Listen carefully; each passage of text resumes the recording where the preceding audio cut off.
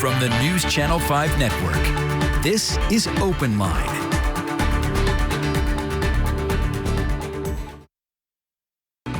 Hello, everyone. Welcome to OpenLine. Glad you are with us tonight. On Monday night, we're talking about the environment and something called sustainability. Basically, that means how do we meet the energy needs we have today without compromising future generations? Some might say, talk about this could be pie in the sky, but there's a major push for it, and we're going to delve into that deeply tonight, and it's a chance for you to learn about it, call with questions or comments. Happy to have with us Jeff Barrie with the Tennessee Environmental Council joining us via Zoom. Jeff, thank you for being here. Absolutely. You're welcome. Thank you for having me. I'm excited to talk about the topic of sustainability tonight. Sustainability and the environment. We'll broaden it out as we move on. But let's start with sustainability. How do you define sustainability? What is that? Well, your definition that you just shared is perfect. It's spot on. It's what was declared some almost 50 years ago when the term was first coined by a global conference. But the way I like to look at it and the way we approach sustainability is continual improvement. You think about making our systems more efficient that require less energy to deliver the same or better service.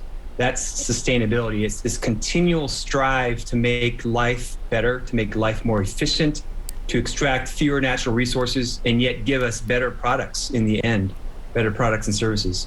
Is it pie in the sky? I mean, how realistic is this goal? Yeah, it's when I first started in this issue some 30 years ago in my career, it seemed pie in the sky. But today, I would say it's happening. It's happening whether there's legislation or not. I mean, a good example, I don't want to get too much into the props right now, but Green Llama is a company based in Tennessee, in Johnson City. And they make an eco-friendly, sustainable cleaning product that reduces the single-use plastic in the cleaning solutions and the cleaning products. They're eco-friendly, and all the packaging is either recyclable, like this glass bottle, or compostable, like the little pouches that the cleaning solutions come in. So it's happening at a market level. Sustainability is happening from market-driven processes as well as legislative. And I would say one of the greatest examples is what just happened in Scotland, in Glasgow, is the COP26, which was the largest gathering of world leaders to talk about how we are going to solve the climate crisis. Right, and that's all tied into this. And so is this more the result of legislation that's mandating these things, or is it more the result of businesses saying, I want to jump on this bandwagon? You know, honestly, I think it's the latter. I think it's more driven by individuals and companies that see that it's good for them to talk about sustainability. A number of global corporations have sustainability plans, and they're very aggressive. Bridgestone Americas, headquartered here in Nashville, has a really ambitious plan to be zero carbon, I think, within the next 10 years or less. So companies are seeing the value of doing this. It's not greenwashing. It's not just to look good. But the problems themselves are the things that create the need for sustainability. The global warming, habitat loss, microplastics in the Tennessee River and every body of water in the world, essentially. And our overflowing landfills. These are all things that are very real world issues. We have to figure out how to solve them, and sustainability is the answer. You've done this for a long time, right? You've been with the Tennessee Environmental Council for a number of years. Nearly a decade, yep. Nearly a decade, okay. And you've been part of this movement for a while. And sometimes when I hear the obstacles that are before us, and when you say some of those things, overflowing landfills, climate change, you know, the temperature, that kind of thing, it's almost overwhelming. And so as someone who has been doing this for many years, are you encouraged or are you overwhelmed?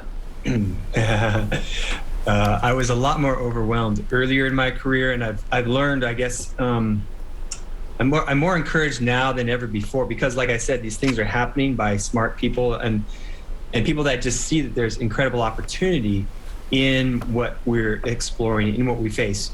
And what we like to say at Tennessee Environmental Council is that the global challenges seem daunting, overwhelming, even out of reach of what I can do as an individual.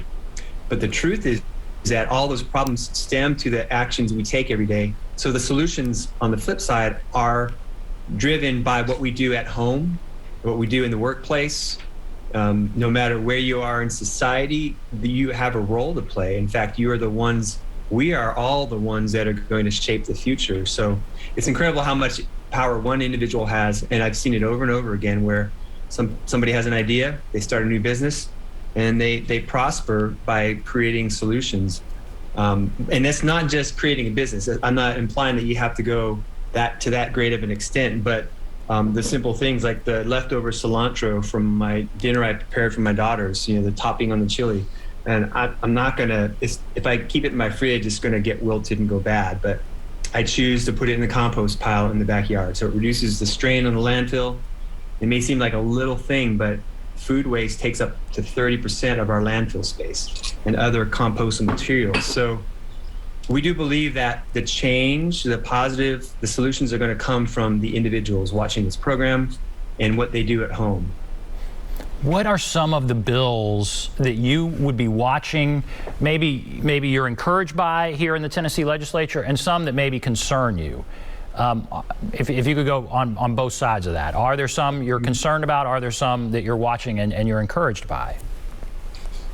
Yeah, I would say that the number one bill that we are excited about and encouraged by is the Tennessee Clean Act. Clean as in a clean environment. And it is designed to reduce litter along our roadways and in our parks, in our neighborhoods, by creating incentives to pick up litter, to not do it in the first place, and to recycle more. And that is a bill that is being studied, and the economic benefits of it are being analyzed by the government agencies responsible for that. And Tennessee Wildlife Federation is really involved in that effort. We are supporting it as well. And that's one of the most encouraging things I have seen in our state legislature in recent years. Really will make a difference. All right, well, that's good.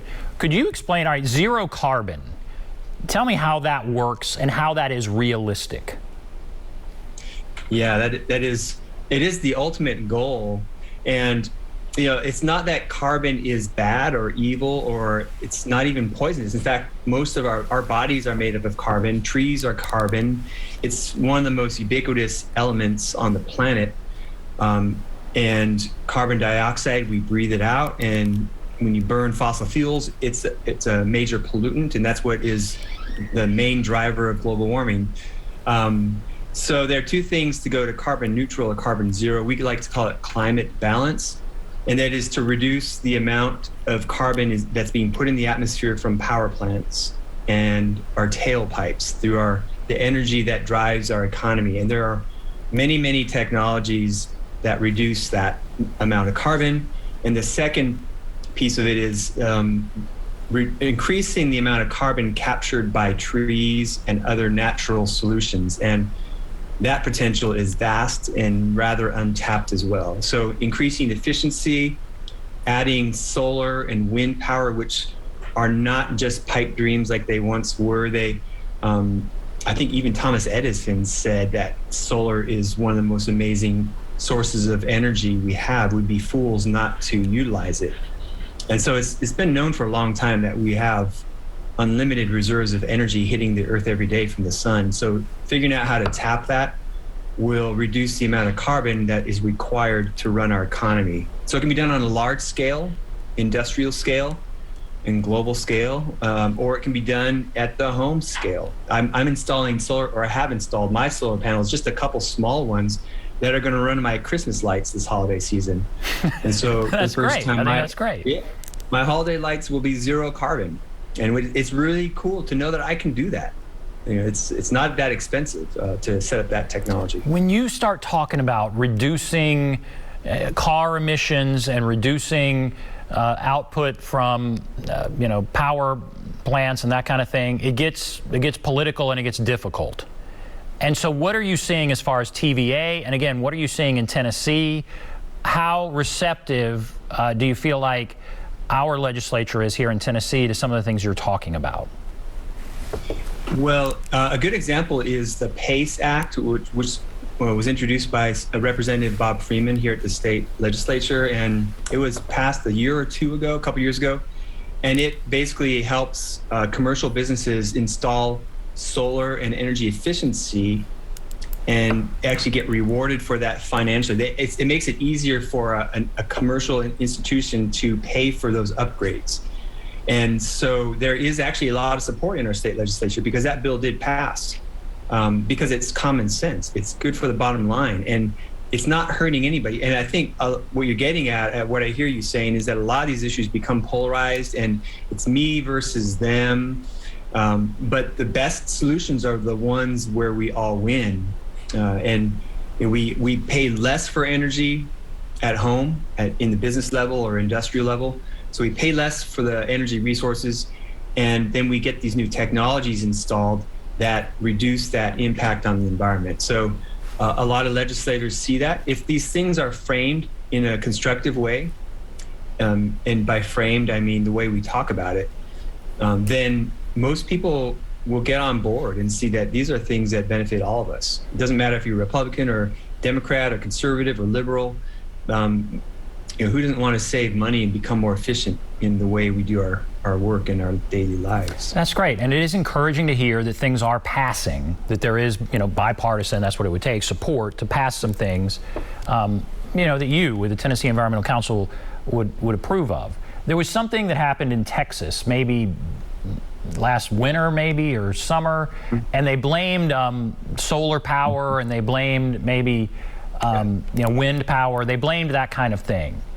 And I think maybe that concerned a lot of people like you who think this is really important. Tell me, if somebody says, well, I'm concerned that it's not going to work and there could be blackouts and we just can't get enough energy from these kinds of natural resources, what do you say? Mm-hmm. I say, and interesting you brought up Texas because there was so much misinformation about what really happened there. And there were regulations that were not enforced that caused those shortages. It wasn't a windmill or two freezing up, which is what some media caught on to, and was kind of that word was spreading. So getting past the misinformation is important. But to your question, how do we overcome that? That perception that there's not enough of these renewable resources available. Well, if you look at the average rooftop in Tennessee, how many of them have solar panels? It's, I don't know, it's less than 1% of the households have solar panels on the rooftop. So you could think we've not even started to begin to tap it. So to say there's not enough, is you just have to look around. We've not even begun to utilize the solar that's at our fingertips already on our rooftops.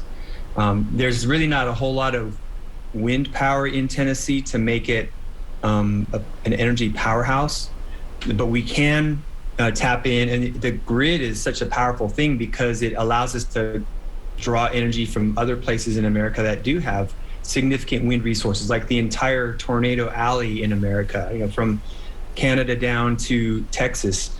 There's enormous amounts of wind energy, enough to run our entire economy. So, and we can tap that here in Tennessee just by plugging into it or just flipping a switch, saying, yeah, we want to purchase some of that energy.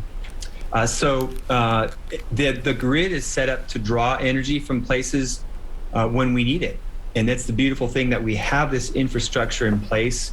There may be some improvements we need to make to it. So if the sun isn't shining in Nashville one day, it's probably shining in Memphis. And so we can simply tap the energy that's being produced there. There are many ways that the energy is ubiquitous, and when we put the will behind it, and that's happening. In fact, TVA does have a pretty ambitious, they are supporting the expansion of solar energy throughout the Tennessee Valley quite ambitiously. So I'm excited to see that as well. And I guess we have to go to break, but I want to ask again before we go to break, if there is a day where the sun is not shining in Memphis or in Nashville, there's still reserves to run the power. Is that right? Or are we, at what point, if it's cloudy for a couple days, are we in trouble? Yeah, thankfully the sun always comes back, and we're blessed by that. But we have, I mean, that there may be a role for natural gas plants to be the backup for it if the sun isn't shining for a few days. That's one way that we can flip on the emergency generators, and those can be set up. They are currently set up for that purpose. In fact, many of those natural gas generators, but also the battery technology that is available for houses can now install batteries at just like you would a hot water heater that stores the energy for when it's not being able, when you can't generate it from your rooftop. So that technology is there, and batteries are getting way more efficient and way better at storing. You just think of your iPhone or your Android, the cell phone in your pocket, how much longer the batteries last now than they did 5 years ago. So those technologies are all getting better, and I see nothing but glimmers of hope that we can do it. All right, we have to take a break. There's the number if you want to call in, 615-737-PLUS, 615-737-7587. We'll take a break. I want to come back, talk about electric cars, and I also want you have a show and tell set up for us, I guess, to show some things about sustainability. So that'll be very interesting. We'll take a break. Be back right after this.